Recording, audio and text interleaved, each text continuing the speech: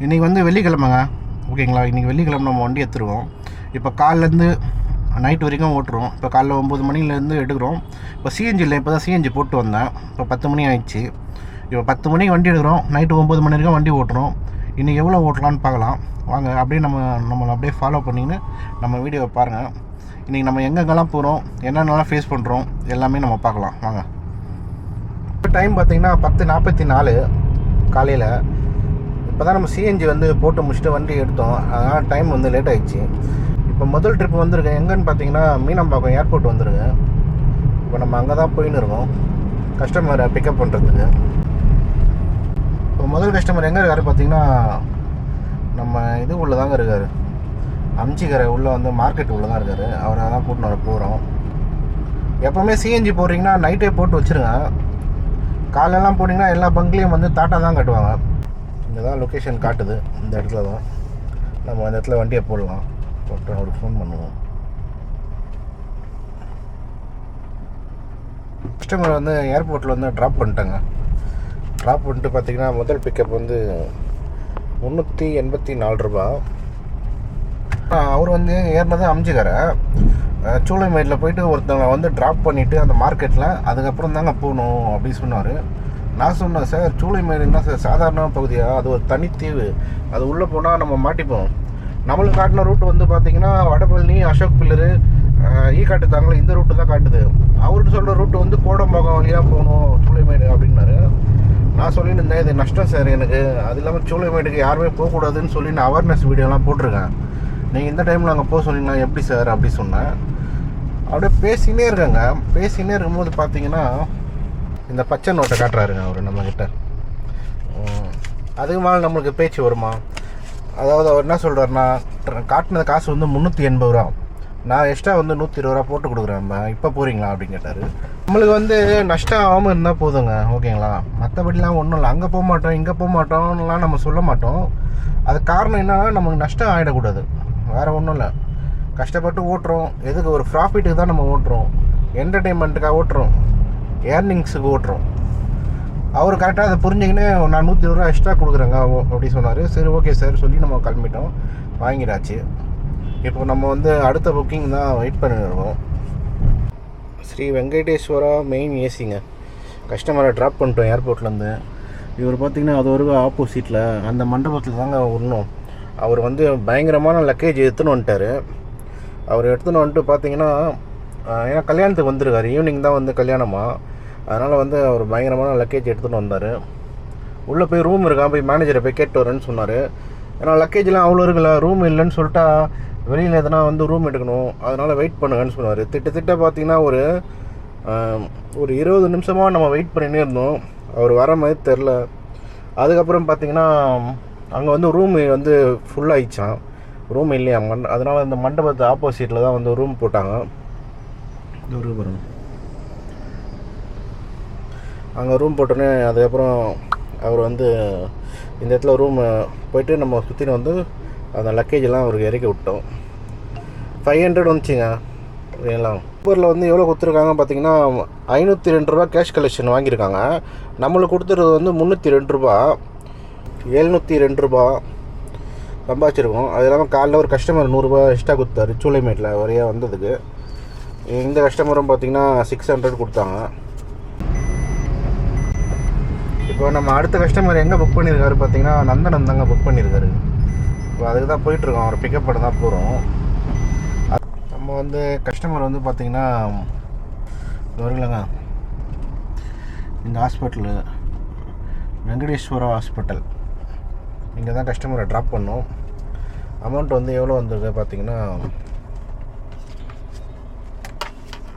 309 ரூபா வந்துருக்கு. அவங்க வந்து டிப்ஸ் வந்து இதுலேயும் ஆட் பண்ணியிருக்காங்க, 30 ரூபா ஆட் பண்ணியிருக்காங்க. அதனால தான் நம்மளுக்கு பேமெண்ட் அதிகமாக வந்துச்சு. ஏன்னா ஊபர் வந்து இவ்வளோ பேமெண்ட்லாம் கொடுக்க மாட்டோம். இது வந்து என்ன ஒரு 35 நிமிஷம் தான் இருக்கும் வர்றதுக்கு. அவங்களுக்கு வந்து ஹார்ட் சர்ஜரி வந்து பண்ணியிருக்கோம், அதனால் கொஞ்சம் பள்ளமேட்டில் பார்த்து போப்பா அப்படின்னு சொன்னாங்க. சரிங்க மேடம் அப்படி சொன்னோம். வழி வந்து எங்கே காமிச்சது பார்த்தீங்கன்னா துறைப்பாக்கம், மத்திய கைலாஷ், அப்புறம் வந்து அந்த அடையார் பிரிட்ஜுக்குள்ள ரைட் எடுப்போம்ல அந்த ரூட்டு தான் காமிச்சிது. நான் என்ன சொன்னேன், மேடம் இப்படியா போகணும், பல ரோடு சரி இருக்காது, நம்ம அண்ணா சாலை வழியாக போயிடுவோம், போனோன்னா கொஞ்சம் ரோடு நல்லாயிருக்கும் அப்படின்னு சொன்னேன். அவங்களும் சரின்னு சொன்னாங்க. போனாக்கா வந்து பார்த்தா தெரிஞ்சு இங்கே பிரிட்ஜு கட்டின்னு இருக்காங்க. ரோடே எதுவுமே சரியில்லைங்க. நம்ம என்ன தான் ஸ்லோவாக ஓட்டினாலும் அந்த பள்ளமேட்டில் வந்து இறங்கும் போது ஏறும் போதெல்லாம் ஒரு மாதிரி பயமாக இருக்குது, பக்கு பக்குன்னு இருக்குது. ஏன்னா அவங்களுக்கு வந்து ஹார்ட் இருக்குல்ல, அந்த ஹார்ட்டை வந்து வெளியில் எடுத்து வச்சு சர்ஜரி பண்ணி மறுபடியும் உடம்புக்குள்ளே வச்சு தச்சிருக்காங்களாம். அதை சொல்லும் போதே எனக்கு பயமாகிடுச்சு. அப்புறம் அவங்கள வந்து விட்டுட்டோம், சேஃபாக எடுத்துகிட்டு வந்து நம்ம அவங்கள ட்ராப் பண்ணிட்டோம். இப்போ அடுத்த கஸ்டமர் வந்து தாம்பரம் புக் பண்ணியிருக்காரு. ஓகே, தாம்பரத்துக்கு பாருங்கள், இங்கே நந்தனம், இந்த நந்தனத்துலேருந்து தாம்பரத்துக்கு 240 ரூபா. சரி பரவாயில்ல, எதுவும் வராது. இப்போ தெரியுதா தீபாவளிக்கு ஏன் நம்ம வளைச்சி ஓட்டணும்னு? இப்போ எல்லாருக்கும் தெரிஞ்சிருக்கும். டிராஃபிக்கும் கிடையாது, ரோடும் காலியாக இருந்துச்சு, பேமெண்ட்டும் அதிகம். அதனால தான் தீபாவளிக்கு வந்து நம்ம என்ன பண்ணோன்னு பார்த்தீங்கன்னா சும்மா வச்சு செஞ்சு விட்டோம். அன்றைக்கி ஒரு நாள் ஃபுல்லாக 6000 ரூபாய் ஓட்டணும். ஒரு டவுட்டுங்க, இந்த மாதிரி வந்து மெட்ரோ ஒர்க்கும் பிரிட்ஜும் கட்டுறாங்க, அது பக்கத்தில் வந்து ரோடுங்களாம் வந்து ரொம்ப மோசமாக இருக்குது. அந்த ரோடெல்லாம் கொஞ்சம் பேட்ச் ஒர்க் போட்டால் நல்லாயிருக்கும். இல்லை மக்களுக்காக இல்லைனாலும் எவ்வளோ பேஷண்ட்டுங்கெல்லாம் போகிறாங்க, வயசானவங்க, ப்ரெக்னெண்ட்டாக இருக்காங்க, கர்ப்பிணியாக இருக்கவங்க, அவங்களாம் போகிறாங்க. இவங்களுக்காகவாச்சு கொஞ்சம் பேட்ச் ஒர்க்காக பண்ணலாம். ரொம்ப கஷ்டங்க, பாவங்க. ரொம்ப ஓட்டுற நம்மளுக்கே வந்து அது வந்து பயமாக இருக்குது. இப்போ டைம் பார்த்திங்கன்னா 2:36 ஆகுது. நம்ம இப்போ தான் எடுத்தோம், 10 மணிக்கு தான் எடுத்தோம் வண்டி. அதுக்குள்ளேயும் பார்த்தா 2 மணி 2:36 ஆகுது. இந்த கிளைமேட் அந்த மாதிரி இருக்குது. இன்னும் நம்ம சாப்பிடல, பசி எடுக்கலை இந்த கிளைமேட்டில். எவ்வளோ ஓட்டியிருக்கோம் பார்த்தீங்கன்னா, காலையிலேருந்து 999 ரூபாய்க்கு ஓட்டியிருக்கோம். இப்போ நம்ம எங்கே இருக்கோம் பார்த்தீங்கன்னா, பென்ஷன் ஆஃபீஸில் வந்து அந்த தாம்பரம் போகிற கஸ்டமரை பிக்கப் பண்ணலான்னு வந்தோம். அவர் வந்து கிட்டே வந்து கேன்சல் பண்ணிட்டாரு. இங்கே வந்ததுக்கப்புறம் கேன்சல் பண்ணாருங்க. நம்மளை ஊபர் பாருங்கள், கேன்சலேஷன் சார்ஜஸ்லாம் எதுவுமே கொடுக்கவே இல்லை. நிறைய கஸ்டமர்லாம் நினச்சின்னு இருக்காங்க கேன்சலேஷன் சார்ஜஸ் கொடுப்பாங்க அப்படின்னு. ஆனால் இந்த மாதிரி கொடுக்கவே இல்லை. நம்ம லாஸ்ட்டாக 999 ரூபா காமிச்சோம்மா, இப்போ அதே தான் இருக்குது, 1 ரூபா கொடுக்கல. நம்மளுக்கு டைமும் வேஸ்ட்டு, எல்லாம் வேஸ்ட்டு. இப்போ வேறு புக்கிங் ஆன் பண்ணுவோம். ஆச்சு 240 ரூபா கூட பரவாயில்லன்னு சொல்லி எடுத்தால் அந்த கஸ்டமர் வந்து கேன்சல் பண்ணிட்டு போயிட்டார். இது வந்து அடையார்லேருந்து ஏதோ வந்திருக்கு. சரி ஓகே, 556 ரூபா வாங்க. வடன்னு பேர் வர சரியாக படிக்கல. பேரை படிக்கலனாலே அது பிரச்சனையாக தானே முடியும். லாஸ்ட்டாக போய் பார்ப்போம். 500 ரூபா போட்டுக்குது. கஸ்டமர்கிட்ட மெசேஜ் பண்ணியாச்சு, கிளம்பி போயின்னே இருக்கலாம்.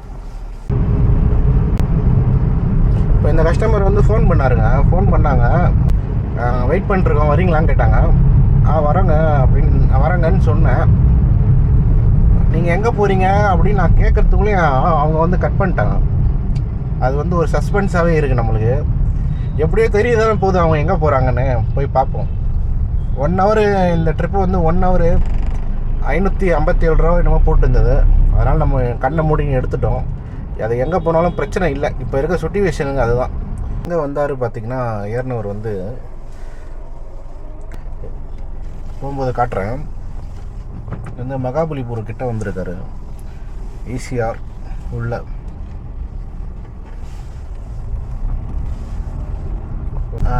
அவர் ஏறினவர் வந்து சாதாரணமான ஆள் கிடையாதுங்க. அவர் வந்து ஒரு கம்பெனியோட ஜிஎம் அவர். ஏன்னா ஏறும்போதே எனக்கு தெரிஞ்சிச்சு, ஆள் பார்க்குறதுக்கு நல்லா ஒயிட் ஷர்ட் போட்டுக்கின்னு இன் பண்ணிங்கன்னு டக்குன்னு பண்ணிங்கன்னு பார்த்தாலே தெரிஞ்சிச்சு. அவர் பெரிய ஆளு தெரிஞ்சிச்சு எனக்கு. அவர் ஏறினோடனே முதல் கேள்வி கேட்டது என்னன்னு பார்த்தீங்கன்னா, நம்மளை நீங்கள் என்ன பைத்தியமாங்கன்னு கேட்குறாரு. நான் கேட்டேன், ஏன் சார் இப்படி கேட்குறீங்க அப்படின்னா, நம்ம லாஸ்ட்டாக அவருக்கு ஃபோன் பண்ணி பேசினார்ல அவர் ஃபோன் பண்ணி பேசினதுக்கப்புறம் நம்ம கட் பண்ணவே இல்லை. கட் பண்ணாமல் நம்ம பாட்டுனே வீடியோவில் ரெக்கார்ட் பண்ணிவிட்டு நம்ம பாட்டுனே பேசிக்கின்னு வந்துன்னே இருக்கோம். அதனால் வந்து அவர் வந்து அப்படி நினச்சிட்டாரு. அப்புறம் நான் அவர்கிட்ட சொல்லி சமாளித்தேன், சார் அப்படிலாம் கிடையாது, நான் சும்மா தனியாக வரத்துக்கு போர் அடிக்குது, பக்கத்தில் யாராச்சும் இருக்கிற மாதிரி நான் பேசினே வந்தேன் சார். ஏன்னா நம்ம யூடியூப் சேனலு அந்த இது அதனால தான் வீடியோ எடுக்கிறோம், அதெல்லாம் நம்ம அவர்கிட்ட சொல்லலை. ஏன்னா அவர் பார்த்தா பெரிய ஆள் மாதிரி இருக்கார், பிஸி மேன் மாதிரி இருக்கார். அதனால தான் பாதி இங்கிலீஷ் பேசுகிறாரு, பாதி தமிழ் பேசுகிறாரு. அவர் வந்து நம்மக்கிட்ட என்ன சொல்கிறாரு பார்த்திங்கன்னா, அந்த கம்பெனி பேர் சொன்னார். அவர் உண்மையாகவே வந்து ஒரு பெரிய ஆள், அதைதான் சொன்னார் அவர். ஆனால் அந்த கம்பெனி பேர் நம்ம வந்து இதில் சொல்லக்கூடாது, ஏன்னா அவங்களோட ப்ரைவசியை நம்ம வந்து பார்க்கணும். அதுதான் இப்போ டைம் வந்து இப்போ 4 மணி ஆகுது. அதனால் இங்கே எங்கன்னா வண்டியை ஓரமாக போட்டு சாப்பிட்லான்னு பார்த்தோம். வண்டி போடுற அளவுக்கு ரோடுலாம் ரொம்ப இதுவாக இருக்குது. இவ்வளோ பெரிய ஆள் வந்து ஏறினாருங்க, அவர் எவ்வளோ சகஜமாக நம்மகிட்ட பேசிட்டு வர்றாரு. ஆனால் இதுவே ஒரு கம்பெனியில் போயிட்டு அவர்கிட்ட நம்ம போய் பேச முடியுமா சொல்லுங்கள்? இந்த டிரைவிங் ஃபீல்டில் தான் இதெல்லாம் வந்து நடக்கும். மற்ற இடத்துல டைம் வந்து 4 மணி ஆகுது. சரி அதான் சாப்பிட்லாம், ஏன்னா இதுக்கு மேலே சாப்பிட்லன்னா சாப்பாடு வந்து கெட்டு போயிடும். சாப்பிட்டு நம்ம வேலையை கண்டினியூ பண்ணுவோம்.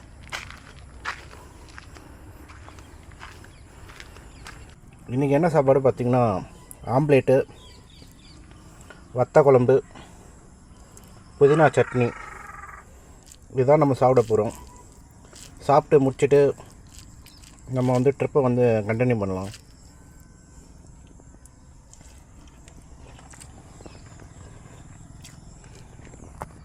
புதினா சட்னிக்கும் இந்த குழம்புக்கும் நல்லாவே இல்லை. இதெல்லாம் ஒரு காம்பினேஷன் எப்போ கட்டுறீங்க? சாப்பிட்டு முடிச்சுட்டு நம்ம ட்ரிப்பை வந்து கண்டினியூ பண்ணுவோம். இங்கேருந்து நேராக போனீங்க பார்த்தீங்கன்னா ஈசிஆர் மெயின் ரோடு வருதும். ஒரு 1 கிலோமீட்டர் இந்த ரோட்டில் போகணும், காட்டுறேன் உங்களுக்கு. இந்த புக்கிங் வந்து பார்த்திங்கன்னா குரோம்பேட்டை வந்துச்சு. ஆனால் பிக்கப் பார்த்திங்கன்னா இங்கேருந்து 7 கிலோமீட்டர், அங்கேருந்து குரோம்பேட்டை போகுது. சரி ஓகே போயிடுவோம், ஏன்னா இந்த இடத்த விட்டு நம்ம எஸ்கேப் ஆகணும். இப்போ காலிலேருந்து பார்த்திங்கன்னா எவ்வளோ ஓட்டியிருக்கோம்? 1526 ரூபா ஓட்டியிருக்கோம். இது முடிச்சா 2000 ரூபா ஆகுது. அதுக்கப்புறம் இன்னும் ஒரு 500 ரூபா தான். நம்ம பாட்டுன்னு போயிட்டே இருக்கலாம் வீட்டுக்கு. கேஸ் வந்து 4 பாயிண்ட் இருக்குது. அதோ ஈசிஆர் ரோடு போகுது பாருங்கள் மேலே. இது ரோடு எங்கே இருக்குது, நம்ம எங்கே இருக்கோம், அதாவது தெரிதா? வண்டிகள்லாம் போயின்னு இருக்கு பாருங்கள் மேலே. இந்த ரோடை போய் எப்படி பிடிக்கிறது? அடுத்த கஸ்டமருக்கு வந்து ஆன்லைன் மெசேஜ் போட்டு தான் போயின்னு இருக்கோம். அவர் எந்த ரீப்ளைவும் பண்ணல, இருக்காரா இல்லையான்னு தெரில, போய் பார்ப்போம். போது பாருங்கள் ரோடு, இந்த சின்ன ரோடு இதுதான் வந்து ஈஸியாக கனெக்ஷன் பண்ணுற ரோடு. உண்மையிலேயே இது ரோடு தானா? ரோடு அங்கே கனெக்ஷன் மேப்பில் காட்டுது பாருங்கள் ரோடு நேராக போகணுன்னு. ஆனால் இது இப்படி இருக்குது, மேலே பார்த்தா ஏதோ பிரிட்ஜி மாதிரி இருக்குது, அது மேலே வண்டி ஏறுமா?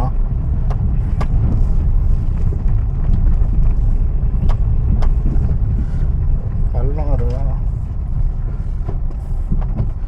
மேலே நம்ம ஏற்றுறோம்.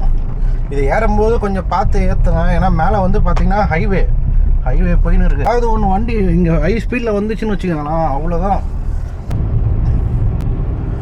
நம்ம அந்த கஸ்டமர் தான் வந்து அந்த ஜிஎம் ஏறினார் இல்லைங்க காரில். அவர் ஏறினதை பார்த்தோன்னே எங்கள் பழைய ஓனர் எனக்கு ஞாபகத்தில் வந்துட்டார். எங்கள் பழைய ஓனர்கிட்ட நான் கார் ஓட்டினது, நான் வேலை செஞ்சது, அதெல்லாம் எனக்கு ஞாபகத்தில் வந்துச்சு. நான் இது மாதிரி வேலை செஞ்சிருந்தேன், ஓன் போர்டு கார் ஓட்டிகிட்டு இருந்தேங்க. அவருக்கு வந்து நம்மளை ரொம்ப பிடிக்கும். அவர் யூனிஃபார்ம்லாம் போடவே தேவையில்லைன்ட்டார், நீங்கள் கலர் ட்ரெஸ்ஸில் வந்தால் கூட போதும்டான்ட்டார். அப்படி இருந்தும் நம்மளுக்கு அந்த கடவுள் வந்து அந்த வேலையை பறிச்சாரு பாருங்க. அதுதான் எனக்கு இன்னமும் ஆத்திரமாக இருக்குது. நம்ம இந்த மாதிரி வந்து ஊராக அலையிறதுக்கு அது எவ்வளவோ நல்ல வேலை.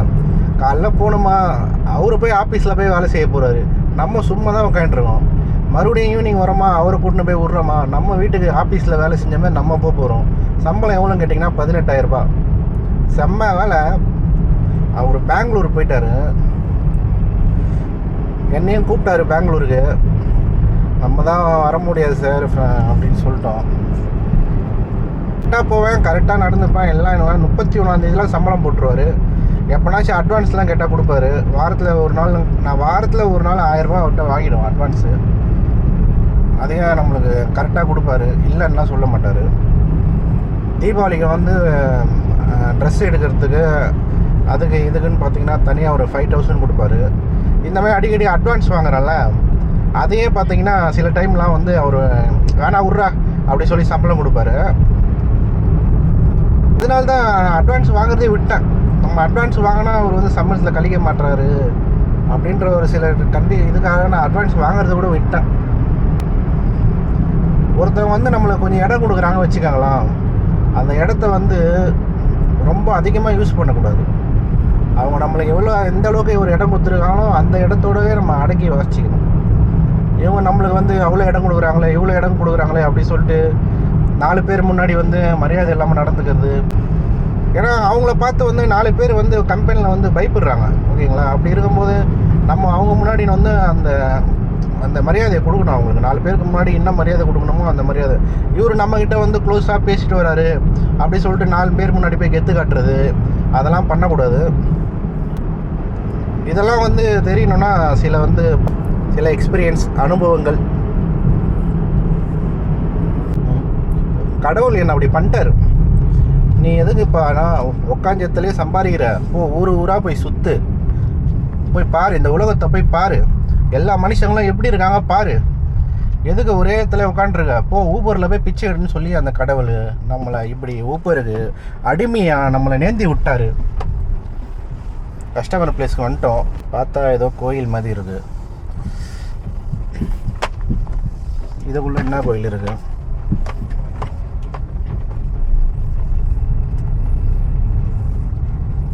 என்ட்ரன்ஸில் வந்து பார்த்தீங்கன்னா கோயில், இந்த ஆர்ச்சி கோயிலெலாம் இருக்குது, மாலைலாம் வச்சுருக்காங்க. அது என்னன்னு தெரியல. இன்றைக்கி காலிலேருந்து மண்டபம், கல்யாண மண்டபமும் கோயில் இதுக்கே நம்ம சுற்றின்னு இருக்கோம். இன்னும் ஏதாவது முகூர்த்த நாளோ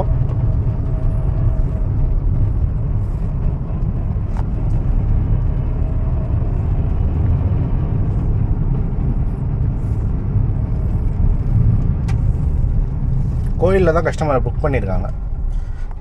தெரியுது, கிளியராகவே தெரியுது. அவர் வந்து பார்க்குறாரு, அந்த பூக்கார் உள்ளே யாராச்சும் உட்காந்து வைப்பாங்க பூவை வைக்கலான்னு, யாருமே இல்லைனா காண்டாயிட்டார். கஸ்டமரை வந்து நம்ம வந்து குரோம்பேட்டையில் ட்ராப் பண்ணிட்டோம். டோட்டலாக பார்த்திங்கன்னா 2024 ரூபா ஓட்டியிருக்கோம். காலையிலேருந்து 5 ட்ரிப்பு எடுத்திருக்கோம். டைம் வந்து பார்த்திங்கன்னா 6:11 ஆகுது. ட்ரிப்பில் வந்து ஆனால் இதான் இருக்குது. எந்த ட்ரிப்பும் இங்கே வரல. ஆனால் கேஸ் 2 பாயிண்ட் தான் இருக்குது. ஏதாச்சும் கேஸ் இருக்க இடமா பார்த்து ட்ரிப்பு வரும்னு நினைக்கிறேன், வரமாட்டேன். இப்போ ஏறினார்ல கஸ்டமர், அவர் வந்து ஏறினோடனே சொன்னார், தம்பி நம்ம ஒரு 6 மணிக்கெலாம் எடுத்துன்னு போய் சேர்த்துருப்பா என்ன அப்படின்னு சொன்னார். டிராஃபிக்கே இல்லாமல் இல்லாத ரோடாக பார்த்து போப்பா அப்படின்னாரு. அதான் நான் சொன்னேன், சார் ஒரு 6 மணிக்கு சேர்க்க சொல்கிறீங்களா, ஒரு நியாயம் இருக்குது. டிராஃபிக்கே இல்லாத ரோடுக்கு நான் எங்கே சார் போவேன்? அப்போ நீங்கள் தான் ஒரு இடம் வாங்கி ரோடு போடணும் அப்படின்னு சொன்னேன். சிரிக்கிறாரு. ஆனால் நம்ம எவ்வளோ அடிச்சு பிடிச்சிட்டு வந்தோங்க. வந்து ஒரு 5 நிமிஷம் லேட் ஆகிடுச்சு. 6 மணிக்கு விட சொன்னார், நம்ம 6:05க்கு விட்டோம். பரவாயில்ல, அதுக்கே நம்மளுக்கு வந்து நல்லா ஓட்டுனீங்க தம்பின்னு சொல்லிட்டு போனார். ஆனால் அவர் வந்து இடம் பார்த்திங்கன்னா ஒரு ஆஃபீஸும் கிடையாது, ஒரு மண்டபமும் கிடையாது, ஒரு எந்த இடமும் கிடையாது. அவர் வந்த இடம் பார்த்திங்கன்னா என்ன சொல்கிறது, வீடு. அவர் வீட்டுக்கு வந்திருக்காரு. அப்போ 6 மணிக்கெலாம் வரணுன்னா அப்போ வீட்டுக்கு வரணுன்னா ஒன்று அவர் ஒர்க் ஃப்ரம் ஹோம் பண்ணின்னு இருப்பார், இல்லை வீட்டில் போயிட்டு காமாட்சி அம்மா விளக்கு ஏற்ற வேண்டிய வேலையாக இருக்கும். ஏன்னா அவர் வரும்போது கோவிலேருந்து வந்தார். கோவிலேருந்து வரவங்க வீட்டில் போய் விளக்கு ஏற்றுவாங்க. அதனால இன்னமும் அதான் டவுட் வந்துச்சு. பொழுது போகிறதுக்குள்ள சில பேர் இந்த வீட்டில் போய் விளக்கெல்லாம் ஏற்றுவாங்க. அதுக்கோசம் தான் நம்மளை 6 மணிக்கு வர சொன்னாரா இல்லை ஃப்ரெண்ட்ஸ் இது வந்து சும்மா வந்து காமெடிக்கு சொல்கிறாங்க. எனக்கு இன்னமும் அதான் டவுட் ஆகிடுச்சு. சரில, ஏன்னா ஒருத்தர் அப்படி தான் பண்ணார். ஒரு கஸ்டமரு சிஎன்ஜி போடலான்னு குரோம்பேட்டைக்கு பங்கு வந்துருக்கோம். இங்கே எல்லா காரும் பார்த்திங்கன்னா ரோட்லேயே நிற்குது. இப்போ நம்ம யூட்டர்ன் பண்ணின்னு வந்து இந்த ரோட்டில் போடணும். இங்கே ஒருத்தர் திருப்பின்னு இருக்கார். சரி, நம்ம இன்னும் கொஞ்சம் தூரமாக போயிட்டு திருப்பின்னு வரலாம் வண்டியை. ஏன்னா பின்னாடி இருக்கவங்களாம் வந்து ஆர்ன் வச்சே வச்சிருவானுங்க போல். கொஞ்சம் வண்டியை திருப்ப விட மாட்டானுங்க. அப்படி அந்த விஐபி எங்கே போகிறாரு? அவருக்கு ஃபஸ்ட்டு நம்ம வழியை விட்டுருவோம்.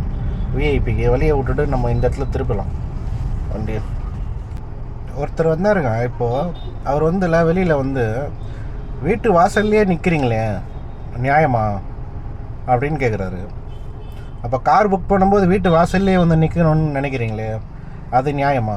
புக் பண்ணால் மட்டும் வீட்டு வாசலில் வந்து நிற்கணும், சிஎன்ஜி போட்டால் வீட்டு வாசலில் வந்து நிற்கக்கூடாதா? நம்ம வந்து சிஎன்ஜி போட்டாச்சு. சிஎன்ஜி போட்டுட்டு இப்போ எங்கே வந்துன்னு இருக்கோன்னா அப்படியே இறங்கி இந்த பல்லாவரம் கிட்டே வந்துன்னு இருக்கோம். காற்றச்சி ரொம்ப நாள் ஆச்சு வண்டிக்கு, அப்படியே காற்றை வச்சுக்கணும். போரூர் அப்செட் பண்ணியிருக்கேன், வந்துருக்கா பார்க்கலாம். இந்த டைமில் போரூர் போகிறதும் ஒன்று தான், போருக்கு போகிறதும் ஒன்று தான். ஏன்னா அந்த மாதிரி இருக்கும். நல்ல வேலை நம்மளுக்கு வரலன்னு நினைக்கிறோம்.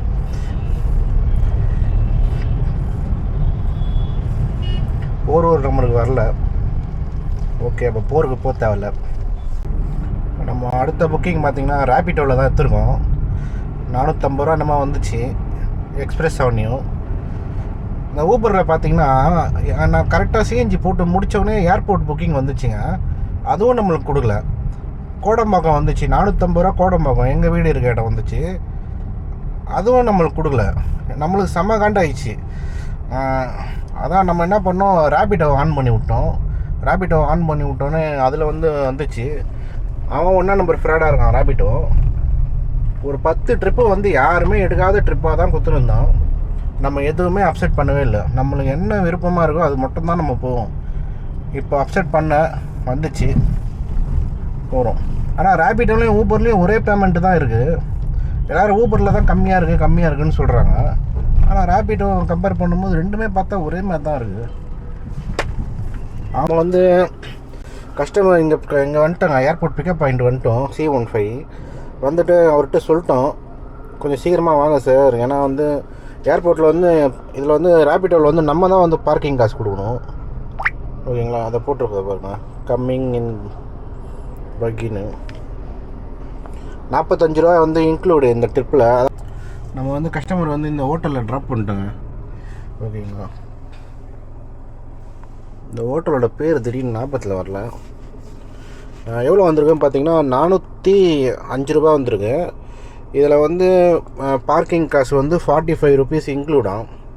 இதில் என்ன ஒரு மேட்ரு ஆச்சுன்னு பார்த்தீங்கன்னா, கஸ்டமர் வந்து அங்கேருந்து நல்லா ஜாலியாக பாட்டு கேட்டுன்னு வந்தாருங்க. ஹெட்செட்லாம் மாட்டின்னு பாட்டு கேட்டுன்னு வந்தார். ஒரு 5 நிமிஷம் தாங்க எக்ஸ்ட்ரா வந்தார். ஓகேங்களா? அந்த 5 நிமிஷத்துக்கு பாருங்கள், மொத்தமாக பார்த்தீங்கன்னா 130 ரூபா வருதுங்க. 10 நிமிஷத்துக்கு தான் வந்து 45 ரூபாவாம். 10 நிமிஷத்துக்கு மேலே போச்சுன்னா 130 ரூபாவாம். அதை போட்டிருக்கு பாருங்கள். எவ்வளோ அநியாயமாக இருக்குது. நம்ம என்ன ஃபாரின்லையா இருக்கோம்? அவர் எவ்வளோ சந்தோஷமாக வந்தாருங்க, பாட்டுலாம் கேட்டுன்னு நல்லா எக்ஸைட்டில் டான்ஸ் ஆடின்னு வந்தார். இந்த காசு வந்து பார்த்தோன்னே அவருக்கு அப்படியே ஒரு மாருதி ஆயிடுச்சு. இப்போ அடுத்த புக்கிங் எங்கே பார்த்தீங்கன்னா கிரீம்ஸ் ரோட்டில் தாங்க வந்திருக்கு. இப்போ அதுக்கு தான் போயின்னு இருக்கோம். ஊபரில் வந்து பார்த்திங்கன்னா 119 ரூபா நம்ம போட்டிருக்கு. பக்கம்தான், 8 நிமிஷம் தான். ரேபிட்டோவில் புக்கிங் எடுத்தோம்ல, அதனால் காண்டாயிட்டான், வேறு ஒன்றும் இல்லை. நம்ம கஸ்டமரை வந்து அந்த கிரீம்ஸ் ரோடு சங்கீதாலேருந்து வந்து இங்கே பாண்டி பஜாரில் இருக்க இந்த சங்கீதாவில் வந்து ட்ராப் பண்ணிட்டேங்க. இதுதான் இவங்க அந்த சங்கீதா ஹோட்டல் போனாங்க. கிரீம்ஸ் ரோட்டில் இருக்க சங்கீதா ஹோட்டல் போனால் அங்கே பார்த்தீங்கன்னா ஃபுல்லாக இருக்குது க்ரௌடு. அப்படி சொல்லி என்ன பண்ணியிருக்காங்க, கேப் புக் பண்ணி இங்கே டி நகரில் இருக்க சங்கீதா வரலாம் சொல்லி இங்கே வந்தாங்க.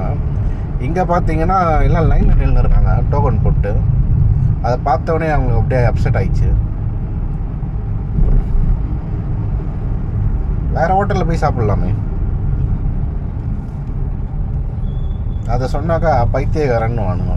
எது அதான் ஒரு நாளைக்கு 2600 கிட்ட ஓட்டுறோமா, கேஸ் 600 கூட போதுன்னு வச்சுக்கலாம், 700 கூட போதுன்னு வச்சுக்கலாம். நம்மளுக்கு 1900 இருக்குது. அதில் 200 வண்டி மெயின்டெனன்ஸ் போட்டுச்சுன்னா கூட நம்மக்கிட்ட 1700 இருக்குது. ஒரு நாளைக்கு 1700, அது போதும். அவ்வளோ நம்மளுக்கு தேவையானது வந்துச்சா, கிளம்பி போயின்னே இருக்கணும். ஏன்னா இப்போ மறுபடியும் பார்த்திங்கன்னா நாளைக்கு விடியும், நம்ம தான் வண்டி எடுக்கணும். நைட்டு முடியும், வண்டியை விடணும். இதே மாதிரி இருந்தாச்சுன்னா வாழ்க்கை வெறுப்பாயிடாது. ஏதோ ஊர்லேருந்து வந்திருக்கோம், இங்கேயே தங்கின்னு இருக்கோம் அப்படின்னா ஊரில் ரூமில் போய் இருக்கிறதுக்கு நம்ம போய் வண்டியாவது ஓட்டலாம் அப்படின்னு ஓட்டிகிட்டு இருக்கலாம். ஆனால் ரூமில் இருக்கவங்களுக்கு பார்த்திங்கன்னா அவங்களுக்கு வந்து அவ்வளோ வேலை இருக்குங்க. அவங்க வந்து துணி துவைக்கணும், புரியுதுங்களா, துணி துவைக்கணும், இது பண்ணணும். அவங்களுக்கு வந்து சாப்பாடுக்கு வந்து சம்பாதிக்கிறது ஃபுல்லாக சாப்பாடுக்கே சரியாக போயிடும். அவங்களுக்கு வந்து நிறைய ப்ராப்ளம் இருக்குது ரூமில் வந்து. இப்போ நம்ம வந்து வீட்டிலேருந்து சாப்பாடு கட்டின்னு வந்துடுறோம், வீட்டில் போய் தங்கிக்கிறோம், எந்த செலவும் இல்லை. அவங்க ரூம் வாடகை கொடுக்கணும், சாப்பாடுக்கு ஒரு நாளைக்கு பார்த்தீங்கன்னா இப்போ இருக்க நிலைமைக்கெலாம் வந்து நீங்கள் 100 ரூபாயில் முடிக்கலாம் 3 வேளை சாப்பாடுன்னா சத்தியமாக முடியாது. அப்படி முடியணுன்னாக்கா அவங்க வயிற்றை கட்டணும். அப்படிலாம் மாடு மாதிரி உழைக்கிறோம், மாடு மாதிரி இது பண்ணுறோம், சாப்பிட்ற விஷயத்தில் மட்டும் அந்த மாதிரி பண்ணவே கூடாது. நான்லாம் பாருங்கள், அன்றைக்கி போனேன், ஒரு பிரியாணி ஒன்று வாங்கினேன், 120 ரூபா அந்த பிரியாணி. சாப்பிட்டோம், வந்தோம். ஏன்னா அவ்வளோ உழைக்கிறோம், தீபாவளி அன்றைக்கி அவ்வளோ கஷ்டப்படுறோம், உழைக்கிறோம். அந்த சாப்பாடு விஷயத்துக்கெலாம் நம்ம பார்த்துட்டு இருந்தோம் வச்சுக்கலாம், அப்புறம் உடம்புல எனர்ஜியே இருக்காது. இப்போ நம்ம போகிறோம், கணக்கு பண்ணுறோம், முடிக்கிறோம், எவ்வளோ வந்திருக்குன்னு பார்க்குறோம். இப்போ நம்ம ஃபைனலாக நம்ம வீட்டுக்கிட்ட வந்தாச்சு. 145 ப்ளஸ் ரேபிட்டோவில் வந்து 405 ப்ளஸ் ரேபிட்டில் மைனஸ் போட்டு அந்த டோல் காசு வந்து பார்த்திங்கன்னா 45 ருபீஸ் கழிச்சோன்னா நம்ம வந்து 2505 ரூபா ஓட்டியிருக்கோம். அது இல்லாமல் வந்து காலையில் வந்து ஏர்போர்ட்லேருந்து ஒரு கஸ்டமர் வந்து அரும்பாக்கத்தில் ட்ராப் பண்ணிட்டு போக சொன்னார். அவர் ஒரு 100 ரூபா கொடுத்தாரு. ரெண்டாவது அந்த மண்டபத்தில் வந்து இடம் இல்லைன்னு சொல்லி அவர் அமுச்சு விட்டாங்களாம். அந்த கஸ்டமரை போய் நம்ம ட்ராப் பண்ணோம், ஆப்போசிட்டில் ரூமில் போய்ட்டு 1/2 அன் ஹவர் ஆச்சு. அதுக்கு வந்து பார்த்திங்கன்னா அவர் ஒரு 100 ரூபா எக்ஸ்ட்ரா கொடுத்தாரு. 2705 ரூபாங்க, ஓகேங்களா. இப்போ கேஸ் வந்து எவ்வளோ போட்டோம்னு பார்த்தீங்கன்னா 654 பண்ணியிருக்கோம், ஓகேங்களா. இப்போ ஒரு கேஸ் வந்து பார்த்திங்கன்னா எப்படியும் எனக்கு தெரிஞ்சு ஒரு 150 ரூபா கேஸ் ஆகி இருக்கும். இப்போ மைனஸ் 150 ரூபா ஒரு கேஸ் போட்டுருவோம். 2020 ரூபா இருக்குது. மைனஸ் வண்டிக்கு செலவாகிற காசு வந்து மெயின்டெனன்ஸ், எஃப்சி, இன்சூரன்ஸ், இதுக்கு ஒரு 200 ரூபா எடுத்து வச்சோன்னா நம்ம இன்றைக்கி சம்பாரிச்சது பார்த்திங்கன்னா 1820 ரூபா, ஓகேங்களா. இதுதான் இன்றைக்கியோட கணக்கு. மேலும் இது போல் தகவல்களை தெரிந்து கொள்ள நம்மளோட சேனலை சப்ஸ்கிரைப் பண்ணுங்கள். இதேமாதிரி வீடியோ நம்ம நிறைய அப்லோட் பண்ணலாம்.